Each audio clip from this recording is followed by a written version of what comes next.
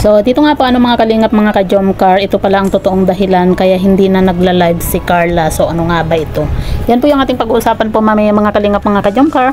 Pero bago po natin ipagpatuloy ang video ito sa mga bago pa lang po sa ating munting channel, huwag po natin kalimutang suportahan ang naman ng Kalingap Kuya Val Santos Matubang at Kalingap Rob. At paunawa panoorin po muna ang full video bago mag-comment para malaman ang nilalaman nito. So dito nga po mga kalingap mga ka-Jomcar, ito pala ang totoong dahilan kaya hindi na nagla-live si Carla. So ano nga ba ito, no? So yan po mga kalingap mga ka-Jomcar. Napakabait po talaga ni Carla dahil nga po sa iniisip po niya yung pagbaba nga daw po ng views ng Jomcar kaya hindi po siya nagla-live dahil nga po sa yun po siguro yung iniisip niya na kumbaga lagi po siyang na-expose nga po pero para sa atin naman po mga kalingap mga ka-Jomcar, kahit naman po nagla-live po itong si Carla, mataas pa rin naman po yung views po ng Jomcar.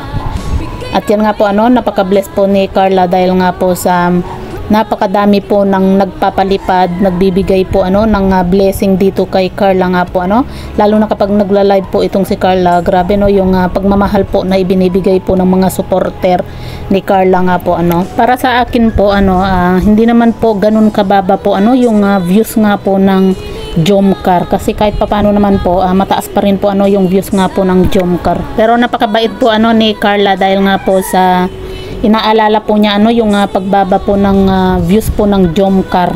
Kaya hindi po siya nagla-live dahil kumaga inuuna po ni Carla nga po isipin yung iba kaysa yung kanyang sarili nga po Kaya mas lalong marami po yung nagmamahal po dito kay Carla dahil nga po sa ugali din po niya na yun.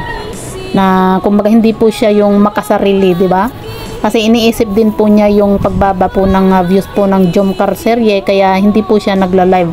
Kasi iniisip po kasi ni Carla na na-expose po siya lagi Pero para sa akin, hindi naman po yun dahilan kahit na mag-live po si Carla, hindi naman po yun dahilan na yung pagbaba po ng views po ng Jomcar serye.